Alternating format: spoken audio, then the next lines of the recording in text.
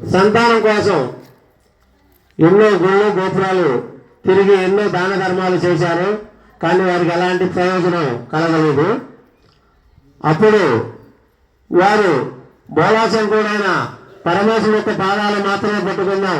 ఇందాక చెప్పా కదా, ఈయన ఇచ్చింది ఎవరు కాదనలేరు, ఈయన ఏమన్నాక ఎవరు ఇవ్వలేరు. అలాంటి బోళాశంకరుడి పాదాలు మాత్రమే పట్టుకొని ఏ రోజుకైనా మేము సంతానం ఇవ్వాలి అని కొన్ని సంవత్సరాల పాటు ఘోర తపస్సు చేశారు. వారి యొక్క మొండితనానికి, వారి యొక్క భక్తి శ్రద్ధలకు పరమేశ్వరుడు ఆయన సృష్టిని కూడా తిప్పి రాయగలిగిన శక్తి ఉంది కనుక వాళ్ళకి సంతాన యోగం లేనప్పటికి కూడా ఆయన వచ్చి మీ భక్తి శ్రద్ధలకు వచ్చాను, మీకేం కావాలని అడగగా, స్వామి మేము దేని కోసం చేస్తున్నాం నీకు తెలియదు ఏం కాదు, మాకు సంతానం కావాలి, పుత్రుడు కావాలి, పున్నామ నరకాల నుంచి తప్పించే పుత్రుడు మాకు కావాలి అని చెప్పగా, మీకు సంతాన యోగం మీ యొక్క జీవితాల్లో లేదు, కానీ నన్ను మెప్పించారు కనుక నేను మీకు దర్శనం ఇచ్చాను కనుక ఏదో ఒకటి ఇచ్చిపోవాలి కనుక కొంత పరిమితిగా ఉండే వయసు కలిగిన ఒక పుత్రుడిని ఇస్తాను, ఒక 16 సంవత్సరాలు మాత్రమే మీ దగ్గర జీవిస్తాడు, తర్వాత నాలో ఐక్యమైపోతాడు. అలాంటి పుత్రుడు ఏమంటారంటే, స్వామి అదేంటి స్వామి మాకు 100 ఏళ్ళు ఉండాలి కదా, అలా ఎట్ట స్వామి అని అడగగా, మీకు అసలు లేదు కానీ నేను నా యొక్క ఇదితో ఇస్తున్నాను కాదంటారా, ఇస్తా సరే మీరు అడిగినట్టుగానే 100 సంవత్సరాలు బతికే పుత్రుణ్ణి, కానీ ఎందుకు పుట్టాడు, ఇలాంటి పుత్రుడు పుట్టకపోతే మాత్రం మనకేంటి అనే విధమైన చండాల పనులన్నీ కూడా చేస్తాడు. అలాంటి పుత్రుడు ఏమంటారు అనగా, వారు అలాంటి పుత్రుడు మాకు వద్దయ్యా, 16 సంవత్సరాలు ఉన్నా పర్లేదు, మంచి బుద్ధి కలిగిన ఒక పుత్రుడినే మాకు ప్రసాదించు మహాదేవ అనగా తదాస్తని ఆయన వెళ్ళిపోవడం జరిగింది. ఆ తల్లి అలాగే గర్భం దాల్చి ఒక పుత్రుణ్ణి మంచి గడియల్లో ఒక పుత్రుడిని జన్మింపజేసింది. ఆయన శివాంశతో వెలిగిపోతూ చక్కగా వయసు పెరిగిన తర్వాత ఆడుకుంటూ విద్యా అభ్యాసం చేసుకోవడానికి అడవులకి ఒక గురువు దగ్గరికి పంపించారంట. ఆ గురువు దగ్గర ఈ యొక్క భక్త మార్కండేయుడు శివతత్వంతో కలిగి ఉన్నాడు కనుక 4 సంవత్సరాలు నేర్చుకోవాల్సిన విద్యంతా కూడా 2 సంవత్సరాల్లోనే నేర్చేసుకొని ఇంకా ఆయన చేయడానికి మన దగ్గర ఇవ్వలేదు అనే విధంగా ఆ గురువు భావించి ఇంటికాడ వదిలిపెట్టాలి కనుక ఒక శిష్యుడిని ఇచ్చి ఆ గురువు గారు పంపించాడంట. ఆ తల్లిదండ్రులు చూసి మన పుత్రుడు మరి ఏమి తప్పు చేశాడో, ఇంకా 2 సంవత్సరాలు గడువు ఉంది కదా, మన అబ్బాయిని అప్పుడే తీసుకెళ్తున్నారు, మరి ఏం అల్లరి చేశాడు, ఏందో గురువు గారికి ఎలాంటి పాపం వచ్చిందో మన పుత్రుడి మీద అని ఆందోళన పడుతున్నారంట దూరం నుంచి చూసి.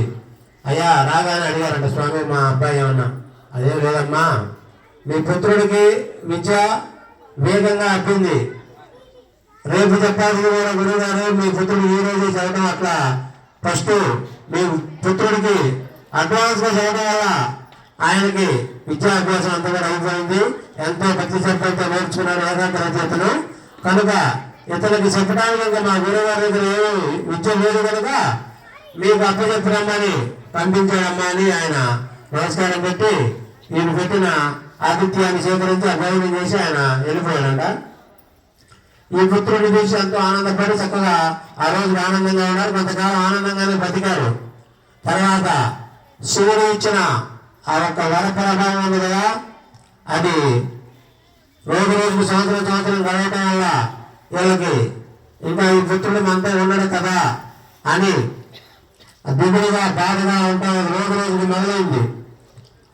ఈ రోజు కన్నా ఉండడానికన్నా రేపు ఇంకా ఎక్కువగా బాధగా ఉంటున్నారు.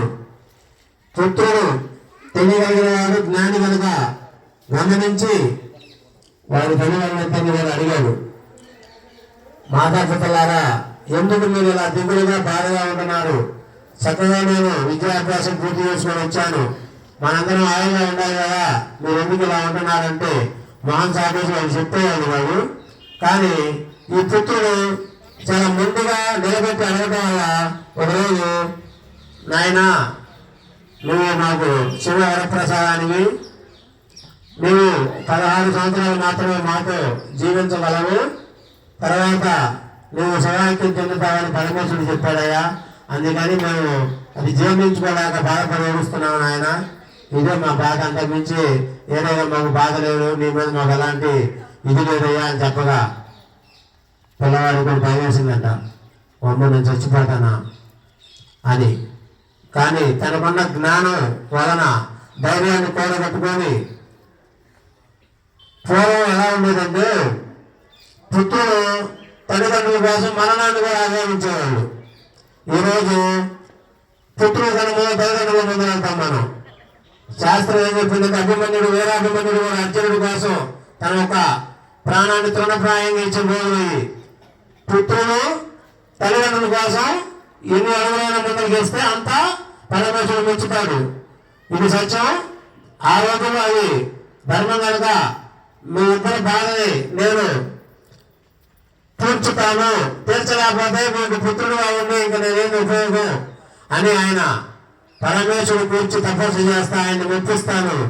ఈ యొక్క మరణం నుంచి నేను మృత్యుంజయుడిగా వస్తాను అని సంకల్పం చాలా బలంగా తీసుకొని తల్లిదండ్రుల ఆశీర్వాదం తీసుకొని అరణ్యాలకు బయలుదేరినాడు. రాణి వచ్చేసింది ఆ టైం. ఇక ఈరోజు మార్కండేయుడికి చివరి రోజు, కానీ ప్రతిరోజు కూడా పుట్టమట్టితో ప్రార్థనగాన్ని చేసుకొని ఎంతో భక్తి శ్రద్ధలతో స్వామివారిని అర్చిస్తున్నాడు. అలాగే ఈయన ఎక్కడైతే పూజ చేస్తున్నాడు అక్కడ ఆల్రెడీ శివాలయం ఉంది.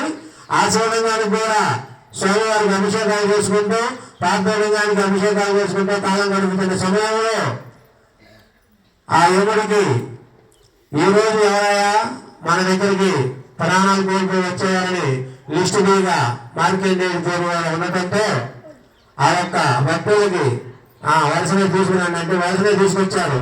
కానీ ఒక్క ఆయన తీసుకురావాలా. అదేంటా అంటే అయ్యా మరి మీరు చెప్పారని వెళ్ళాము, కానీ ఆ బాలుడి దగ్గరికి పాసి విసిరి వెళ్ళే సాహసం మేము చేయలేకపోయాము, ఏదో తెలియని ఒక శక్తి మమ్మల్ని అడ్డుకున్నది, అందుకని మేము తిరిగి వచ్చేసాం స్వామి అని చెప్పగా, మూర్ఖులారా ఒక అల్ప ప్రాణాన్ని తీసుకురాలేకపోయారా, ఏంటి అంతగా అగంగుడు అతను ఏమన్నా అని చెప్పి నేనే బయలుదేరి వెళ్తానని చెప్పి యముడు స్వయంగా ఆయన ఒక నల్లటి దున్నపోతుని ఆయన ఒక వాహనం, ఆ వాహనం ఎక్కి ఆ యొక్క పాశాన్ని వెలిగిస్తూ వికటహాసం చేసుకుంటూ బయలుదేరాడంట. ఆ బాలుడున్న అరణ్యానికి వెళ్ళి చూడగా ఒక శివలింగం ముందర ఆ బాలుడు తపస్సు చేసి ఉండగా ఈ యొక్క యముడు ఈ అల్ప మానవుడి కోసం నేను రావాల్సి వచ్చిందా, సరే ఏం చేస్తాం, బట్టలు తీసుకురాలేకపోయారు కదా, నా ధర్మం ఈ రోజు ఇతని కూడా తీసుకెళ్లాల్సిన బాధ్యత నాది అని ఓ బాలగా అని చాలా పెద్దగా నడగా కేసి కాకేశాడంట. బాలుడు ఒక్కసారి కళ్ళు తెరిచి చూసి ఆ ఒక్క యముడు స్వరూపం చూసి గచ్చ గచ్చ గచ్చ వణికిపోయాడంట. వణికిపోతూ చూస్తున్నాడంట, ఓ బాలక నీ ఒక ఆయుష్ ఈ రోజుపై తీరనున్నది, నువ్వు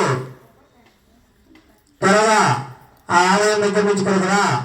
ఎందుకంటే ఈయన కూడా యముడు కదా జ్ఞానం ఉంటుంది, శివాలయంలోకి వెళ్ళి మనం ప్రాణం చేయటం కరెక్ట్ కాదు అని.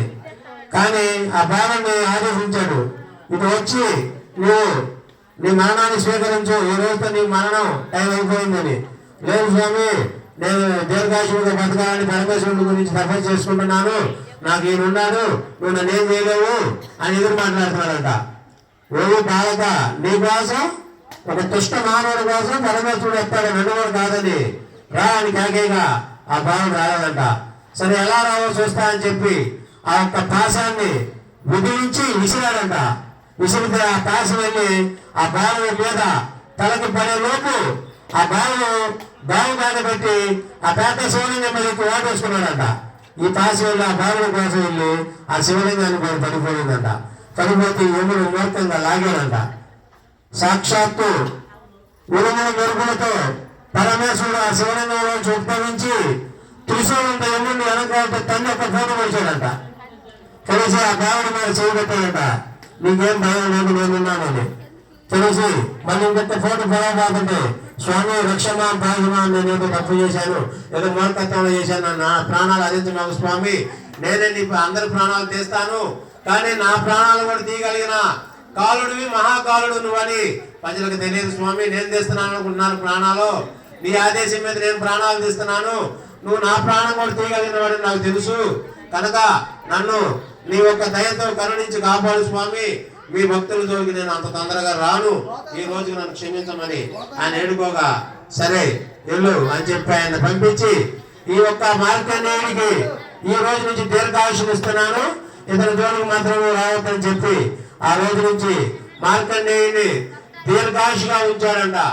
అంటే పరమేశ్వరుడు ఒక ప్రేమ అభిమానాలు ఎలా ఉంటాయంటే, ఆయన ఒక దయ ఉంటే యముడిని ఎడంకాలతో తంతం ఆయనకు సునాయాసం. అలాంటి పరమేశ్వరుడు గురించి ఈ రోజు కార్తీక మాసంలో మనము ఈ కార్యక్రమం చేసుకోవటం మన జన్మ జన్మల పుణ్యఫలం కింద భావిస్తున్నాను. ఎవరైతే ఇక్కడికి వచ్చారో వారు కూడా అలాంటి పుణ్యఫలం ఉంటేనే రావడం జరిగింది. నిన్నటి నుంచి పొద్దు నుంచి చెప్తానే ఉన్న ఊరు మొత్తం ఎంతమంది రాగలిగారు? మీకు మాత్రమే ఈ యొక్క పూర్వ జన్మ వాసన ఆయనకి మనం ఉంటేనే రాగలిగాం, లేకపోతే భోజనానికి అందరూ వస్తారు కదా, దానిక ఇక్కడ రాలేపోయారు కదా. పరమేశ్వరుడు ఎవరికి ఎంత ఇవ్వాలో అంతే ఇస్తాడు. ఓం నమ శివాయ. ఓం నమ శివాయ.